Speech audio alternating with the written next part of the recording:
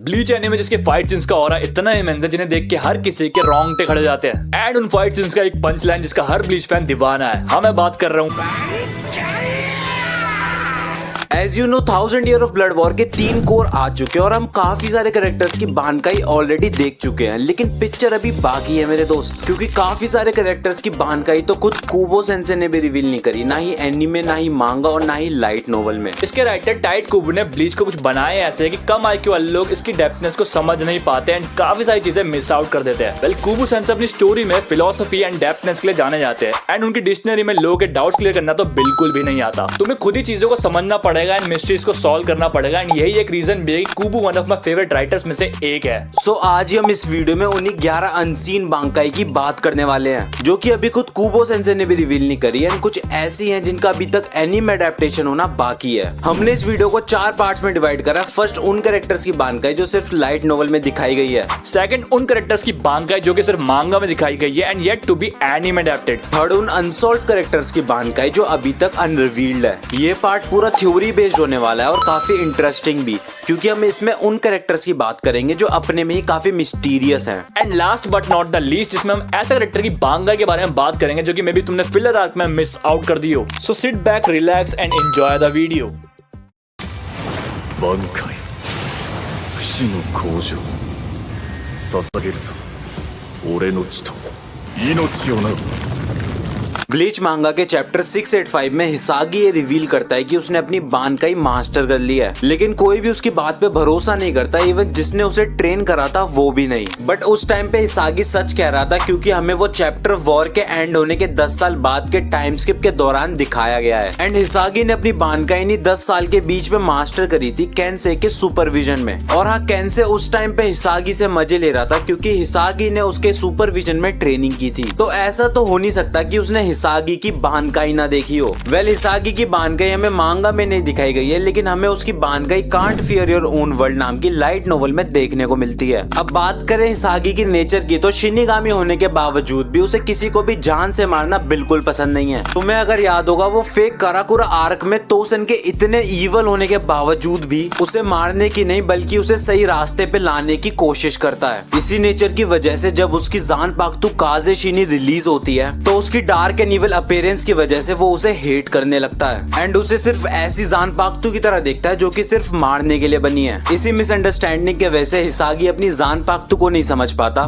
क्योंकि वो अपने आप को एंड काजे शिनी को अलग समझ बैठता है। लेकिन जब can't fear your own world novel में हिकोने उबुगिनु, जो कि एक यंग आरंकर होता है और कम उम्र होने के बावजूद वो काफी पावरफुल होता है and even soul king candidate भी होता है, जिससे हिसागी की फाइट हो जाती है, जिसमें हिसागी अपने नेचर की वजह से उसे भी मारने के बजाय समझाने की कोशिश करता है, लेकिन हिकोने उसकी एक नहीं सुनता है एंड उसे काट डालता है। जिसके बाद हिसागी अपने इनर वर्ल्ड में ट्रांसफर हो जाता है एंड काज़ाशिनी की मैनिफेस्टेड स्पिरिट से बात करता है। काज़ाशिनी उससे कहता है कि क्योंकि वो हिसागी की शैडो है तो उसकी डार्क अपीयरेंस का जिम्मेदार भी खुद हिसागी ही है। इवन ये हिसागी का ही डिजायर था कि उसे एक शिनिगामी गॉड ऑफ डेथ बनना है, जबकि वो मौत से डरता था एंड उसे रिजेक्ट करता था। इसलिए काज़ाशिनी एक वेपन के रूप में वन साइडेड नेचर डेवलप कर लेता है जो कि सिर्फ जान लेने में ही माहिर होता है। काज़ाशिनी खुशी से उससे कहता है कि तुमने फाइनली डेथ को एक्सेप्ट कर लिया है एंड दूसरों को बचाने के लिए तुमने अपनी लाइफ को सेक्रीफाइस करके फाइनली डेथ को समझ लिया है। इन सब चीजों के बाद हिसागी फाइनली अपनी जानपाक्तु स्पिरिट की एक्चुअलिटी को समझ जाता है एंड फाइनली अपनी बांकाई को मास्टर कर लेता है। सो अब बात करें उसकी बांकाई एबिलिटीज की, तो ये अपने में ही काफी रेयर एंड इंटरेस्टिंग है, क्योंकि ये ना हार दिलाती है ना ही जीत। It's a draw type bankai. इसमें उसकी bankai Fushi no Kojo Hisagi and उसके अपोनेंट को एक चेन के ओर में ट्रैप कर देती है, जहां चेन हिसागी एंड उसके अपोनेंट के गले में लिपटकर दोनों के रियात्सु को कंबाइन कर देती है। एंड फाइट के वक्त जब भी दोनों में से किसी को भी इंजरी होती है तो उसकी बांकाई दोनों का रियात्सु यूज करके उन्हें इंस्टेंटली हील कर देती है। सो बेसिकली जब तक हिसागी और उसके अपोनेंट के पास इनफ रियात्सु होगा तब तक दोनों में से कोई भी मर नहीं सकता, क्योंकि दोनों में से किसी को भी अगर कोई डैमेज होगा तो वो इंस्टेंटली हील हो जाएगा। एंड आखिर में थक हार कर उसके अपोनेंट को उसकी बात समझनी ही पड़ेगी, वरना दोनों का रियात्सु खत्म हो जाएगा एंड हिसागी के एलाइज के लिए उसके अपोनेंट को खत्म करना काफी आसान हो जाएगा।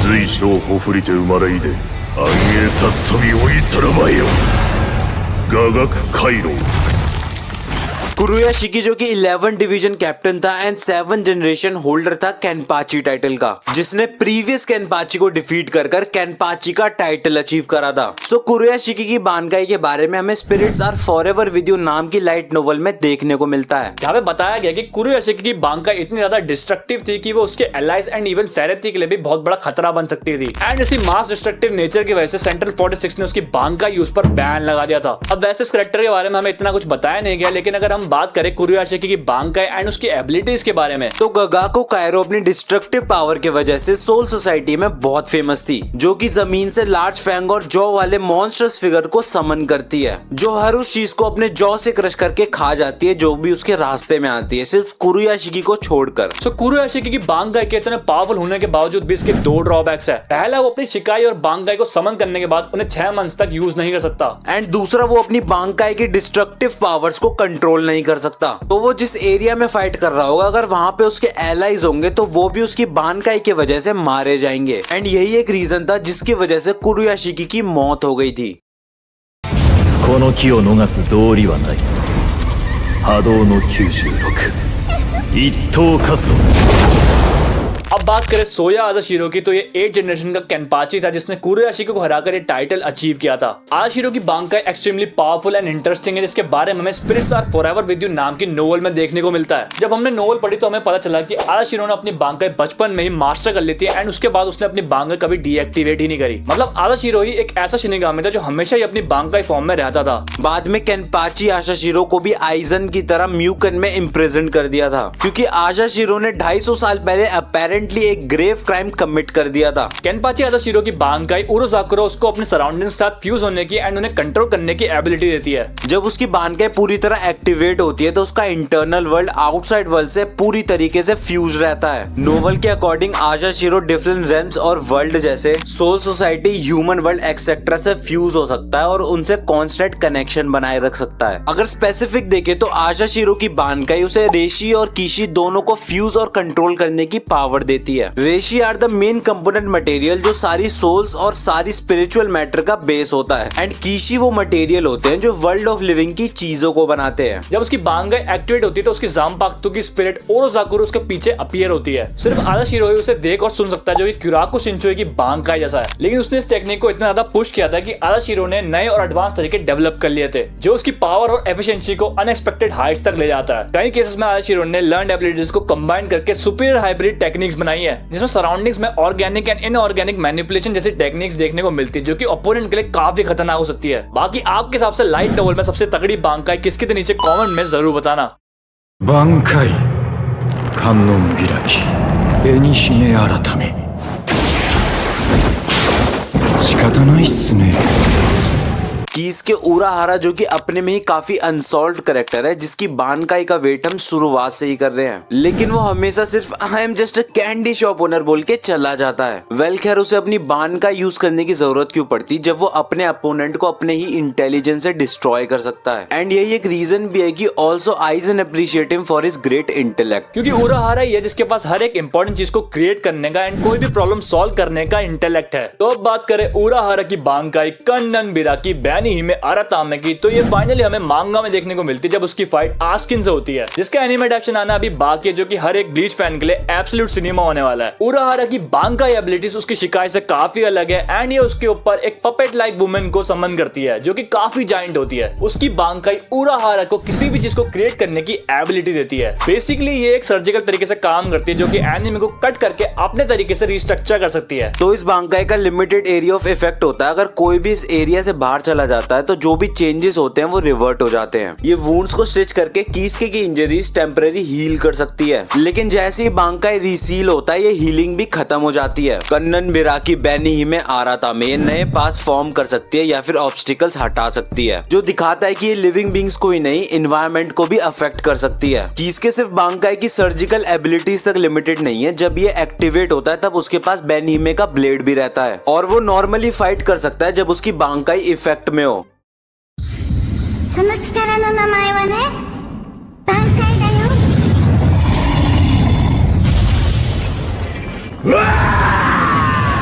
पर्सनली मेरा फेवरेट केनपाची ज़राकी, जिसने प्रीवियस केनपाची सोया आज़ाशिरो को हराकर 9 जनरेशन केनपाची का टाइटल अचीव किया था। एंड इवन उसने अपने चाइल्डहुड में ही फर्स्ट केनपाची उनोहाना को भी जस्ट डिफीट कर दिया था, जिसके बाद से उनोहाना ने भी अपना केनपाची का टाइटल सिर्फ ज़राकी के लिए छोड़ दिया था। सो ज़राकी बिना शिकाई और बांकाई के तो ज्यादा पावरफुल है, जो कि फैंस को सोचने में मजबूर करती है कि उसकी शिकाई और बांकाई कितनी ज्यादा पावरफुल होगी। वेल, हम उसकी शिकाई एनिमे में ऑलरेडी देख चुके हैं, लेकिन उसकी बांकाई का एनिमे एडेप्शन आना अभी बाकी है। अब केनपाची ज़राकी के बारे में इतना कुछ बताया नहीं गया है, जो कि ज़राकी को अपने में ही एक मिस्टीरियस कैरेक्टर बनाता है। लेकिन मांगा में हमें जो बांकाई देखने को मिली है उससे ये जरूर हिंट होता है कि ज़राकी का कनेक्शन हेल से है, क्योंकि उसकी बांकाई याचिरो नोज़ाराशी की स्पिरिचुअल एनर्जी इतनी ज्यादा इमेंस है जिसे खुद ज़राकी भी कंट्रोल करना नहीं जानता। जब ज़राकी की बांकाई एक्टिवेट होती है तब वो huge wave of spiritual energy release करती है, जो कि पावरफुल इनफ होती है अपनी आसपास की सराउंडिंग्स को डिस्ट्रॉय करने में। इस फॉर्म में केनपाची की स्किन रेड हो जाती है और उसके फेस पर मल्टीपल ब्लैक मार्किंग्स आ जाती है। साथ ही साथ उसके फोरहेड पर सिंग उग जाते हैं, जो कि उसे एक डीमन जैसा फॉर्म देती है। उसकी ब्लेड अपनी शिकाई स्टेट का एक ऑल्टर्ड वर्जन बन जाती है, जो कि एक शॉर्टर रफ क्लीवर वाली जैक ब्लेड में ट्रांसफॉर्म हो जाती है। केनपाची की बांकाई उसे ट्रिमेंडस फिजिकल स्ट्रेंथ और कटिंग पावर देती है, जो उसे जाइगेंटिक जिराड वेलकरी को एक ही ब्लो में फार डिस्टेंस से 2 हिस्सों में काटने की पावर देती है। इस स्टेट में केनपाची एक माइंडलेस बर्सर्कर बन जाता है, जो कि बिना कॉन्शियसनेस के और अपनी ओन लाइफ के परवाह किए बिना एक्ट करता है। एंड अपने में ये एक एनॉमली है कि उसकी जान पाख्तू की एनर्जी इतनी लिमिटलेस है कि इवन खुद इतना ज्यादा पावरफुल होने के बावजूद भी ज़राकी उसे कंट्रोल और ज्यादा देर तक मेंटेन नहीं कर सकता। मांगा में हमें देखने को मिलता है कि ज़राकी सिर्फ 11 मिनट तक ही अपनी बांकाई को एक्टिवेट रख पाता है। जब याचिरो कहती है कि सॉरी केंचा, मैंने कुछ ज्यादा ही स्पिरिचुअल एनर्जी रिलीज कर दी जिसको हैंडल करने के लिए आपकी बॉडी अभी केपेबल नहीं है, जिससे हमें पता चलता है कि ये तो उसकी ट्रू बांकाई भी नहीं थी, जिसके बावजूद उसकी पावर इतनी इमेंस थी। वेल, काफी फैंस तो ये बोलते हैं कि ज़राकी ने अपनी बांकाई ब्लड वॉर के बाद के टाइम स्किप में मास्टर कर ली होगी। सो तुम्हारे हिसाब से ज़राकी की ट्रू एबिलिटीज क्या हो सकती है और उसकी पावर और कितनी इमेंस होगी? अपनी थ्योरीज नीचे कमेंट करके जरूर बताना।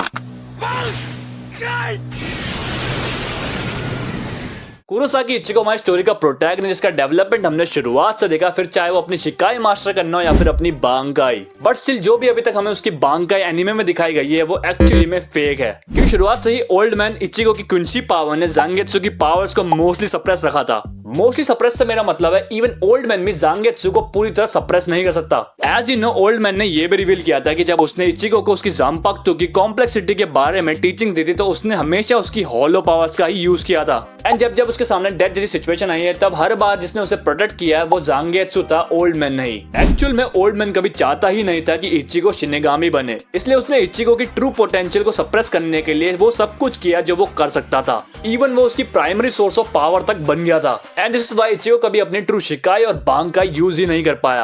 आफ्टर दैट फाइनली हमें ब्लड वॉर में उसकी बांकाई के ट्रू रिलीज से काफी क्लोजेस्ट चीज देखने को मिलती है, लेकिन अनफॉर्चुनेटली ये भी उसका ट्रू रिलीज नहीं था। ये रिलीज काफी हद तक क्लोज था, but still it was not there. Ichigo की स्वॉर्ड सिंगुलर होके व्हाइट, जो कि ब्लीच टाइटल का असली मतलब है, उसमें चेंज हो ही गई थी, लेकिन still it was not his true shikai and true bankai, जो कि हमें खुद कुबू ने ही कंफर्म कर रखा है। क्योंकि अगर तुम शिनिगामी के रूल के हिसाब से समझो तो हर शिनिगामी की एक ही ट्रू शिकाई एंड बांकाई होती है। बट जब यूहवा इचिको की बांकाई और स्वॉर्ड को तोड़ देता है फॉर द सेकंड टाइम, जब इचिको अपना फाइनल किल मूव मारने जाता है बाय यूजिंग हिज ट्रैश्ड बांकाई, अगर तुम उस सीन को ध्यान से देखो तो उसकी ट्रैश्ड बांकाई में से उसकी एक ओल्ड बांकाई इमर्ज हो जाती है। एंड दैट्स व्हाई हम उसकी ट्रू बांकाई अभी तक देख ही नहीं पाए। But still there are some fan theories about his true bankai कि उसकी ट्रू बांकाई फेट मैनिपुलेशन कर सकती है, जो कि काफी हद तक सेंस भी बनाती है, क्योंकि उसे हर बार वो चीज एंड में मिल ही जाती है for what he always wished. As we know कि इचिको हर रेस से बिलोंग करता है, उसके पास मिक्सचर ऑफ पावर है हर रेसेस का। सो आई थिंक उसकी इननेट एबिलिटी है फेट को चेंज करना based on his hope and will to live. And उसकी ट्रू बांकाई में भी एबल होगी इन सारे रेसेस की पावर को एक साथ मर्ज करने की और मैनिफेस्ट करके उनको नेक्स्ट लेवल तक लेके जाने की by forming new abilities and by making them more potent. क्योंकि हमने हमेशा ब्लीच सीरीज में हर बार देखा है जब भी इचिको फेल हुआ है उसने हर बार अपना होप ना छोड़कर अपने मैनिफेस्टेशन से अपने हर गोल को अचीव किया है, फिर चाहे सामने कैसी भी प्रॉब्लम्स हो। He always shouted out he can and always change his fate. And maybe ये एबिलिटी उसके पास हमेशा सही हो, but it never tapped out. बाकी इसमें आपकी क्या थ्योरीज है कि इचिको की ट्रू बांकाई एबिलिटीज क्या होगी, नीचे कमेंट सेक्शन में जरूर बताना।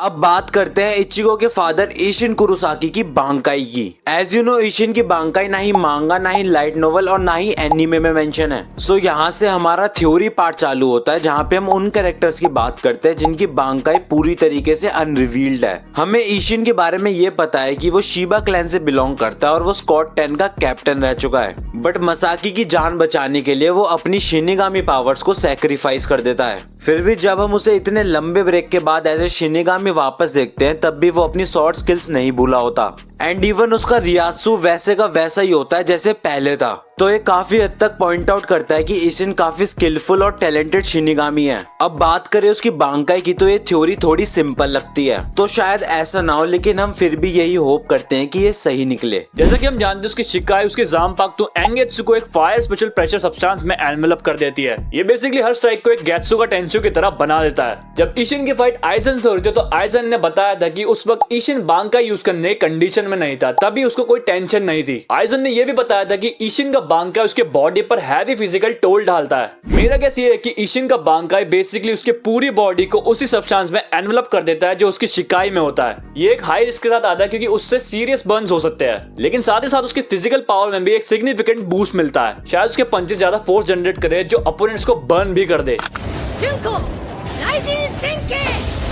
हम सबकी फेवरेट वाइफू योरुइची सान, जो कि स्क्वाड 2 की फॉर्मर कैप्टन थी एंड स्टेल्थ फोर्स और एग्जीक्यूटिव मिलिशिया की कमांडर भी थी। साथ ही साथ वो एक नोबल फैमिली से बिलोंग करती है, just like Kuchiki Byakuya. She is the one जिसको हम गॉड ऑफ थंडर के नाम से भी जानते हैं, just because of her lightning speed, जो कि उसे one of the fastest character भी बनाता है पूरी ब्लीच सीरीज में। And even Yoruichi is the one जो कि शिनिगामी होने के बाद भी अपनी ज़ानपाक्तो को बिल्कुल भी यूज नहीं करती। सो जैसे कि हमें इवन उसकी ज़ानपाक्तो के बारे में नहीं पता, तो ये काफी डिफिकल्ट हो जाता है कि उसकी बांकाई क्या होगी। बट स्टिल हमारे पास इससे रिलेटेड भी एक थ्योरी है जो काफी हद तक सुनने में सही लगे। सो योरुइची की बांकाई का नाम ग्योरेत्सु योंतो रावा हो सकता है, जिसका मतलब है procession for tiger ring. And ये कुछ ऐसा वर्क करती हो जब वो अपने अपोनेंट पर अपना रियात्सु लॉक कर देती हो तब वो एक सर्कुलर ट्रैक बनाती हो जिसमें दोनों ही फाइट कंटिन्यू करते वक्त उससे बाहर नहीं जा सकते। ये इफेक्ट एक 2D फाइटर गेम स्टेज जैसा होता है जिसमें दोनों ही सर्कुलर अरीना में फंसे रहते हैं। ये सर्कल एक छोटा ओवल हो सकता है जो सिर्फ कुछ मीटर्स वाइड हो, जो दोनों फाइटर्स को क्लोज रेंज में ही बांध देता हो,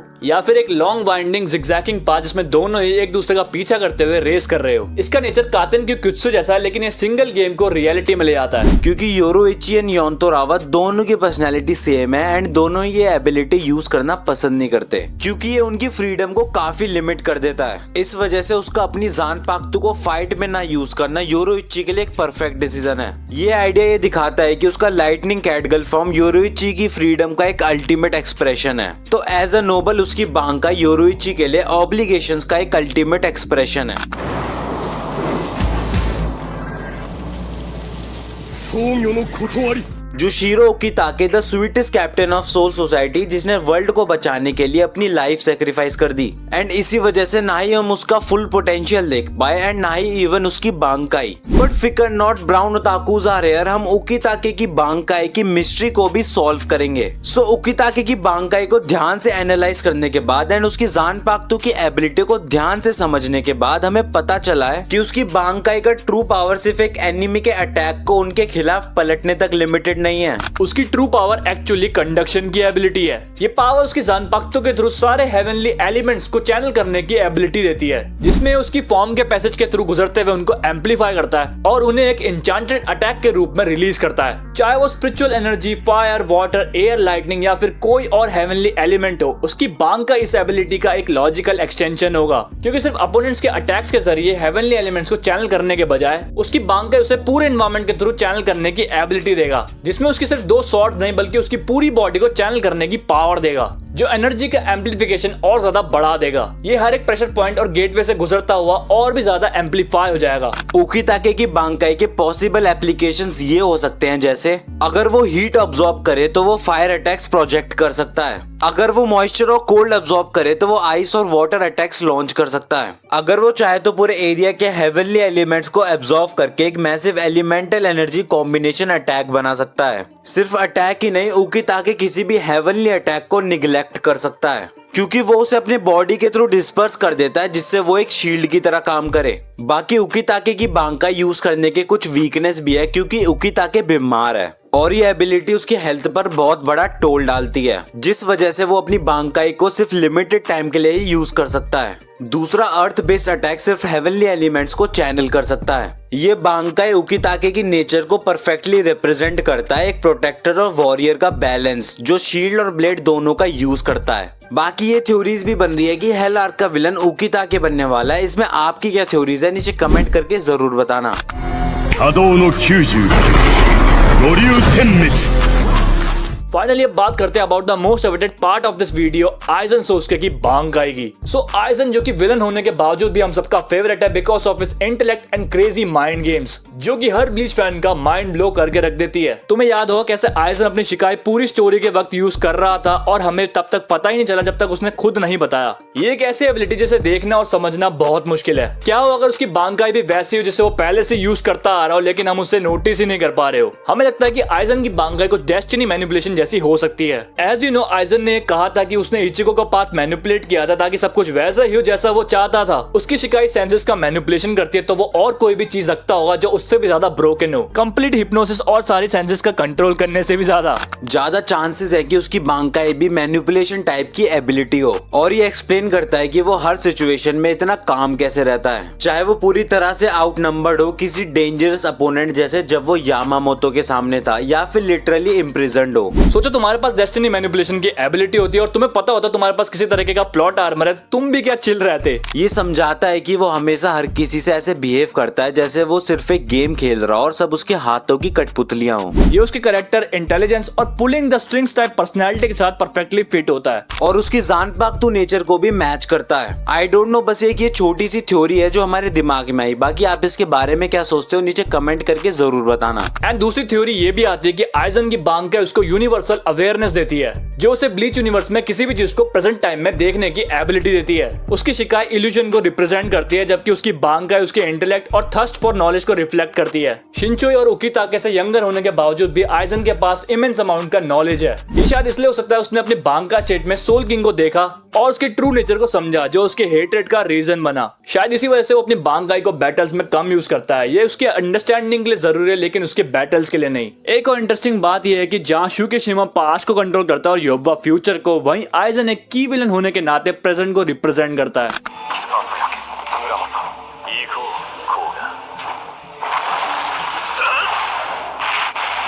सो at last it's the bonus part. हम इसमें ऐसे करेक्टर के इंटरेस्टिंग बांकाई की बात करेंगे जो मे बी आपने फिलर आर्क में मिस कर दी हो। कोगाकुची एक फिलर करेक्टर है जो हमें जानपाक्तू अननोन टेल आर्क में देखने को मिलता है। उसने सेरेथी के अंदर एक रिवॉल्ट लीड करा था जब उसने हायर रैंकिंग ऑफिशियल्स को मार दिया था, जो उस पर एक क्राइम का झूठा इल्जाम लगाने की कोशिश कर रहे थे। उसके पास एक इल्यूजन टाइप जानपाक्तू थी जिसका नाम मुरामासा था, जो अपनी शीका एक्टिवेट होने के बाद पर्पल एनर्जी वेव रिलीज करती थी। इसका इफेक्ट ये था कि इसके इन्फ्लुएंस में जितनी भी जानपाक्तू आती थी वो अपने विल्डर के खिलाफ हो जाती थी। मतलब व्हाट द हेल, इस बंदे को तो अपने अपोनेंट्स को डायरेक्टली मारने की भी जरूरत नहीं है, उनकी जानपाक्तू उन्हीं के अगेंस्ट हो जाएगी। जब उसकी बांकाई एक्टिवेट होती है तो मुरामासा की सोल फिजिकली मैनिफेस्ट हो जाती है, जो एक स्लेंडर मैन के रूप में दिखती है, जिसके लॉन्ग फिंगर नेल्स होते हैं और उसने एक रोब लाइक कोट पहना हुआ होता है। ये दूसरे जानपाक्तू को उनके स्पिरिट फॉर्म में ले आने की एबिलिटी रखता है। नॉर्मल जानपाक्तू एक शैडो बींग्स की तरह दिखती है, जबकि लेफ्टिनेंट और कैप्टन लेवल जानपाक्तू पूरी तरह मटेरियलाइज हो जाती है और अपनी एबिलिटीज भी यूज कर सकती है। मुरामासा की पावर बहुत ज्यादा टेरिफाइंग है क्योंकि ये पूरी सोल रीपर फैक्शन को खत्म कर सकती है।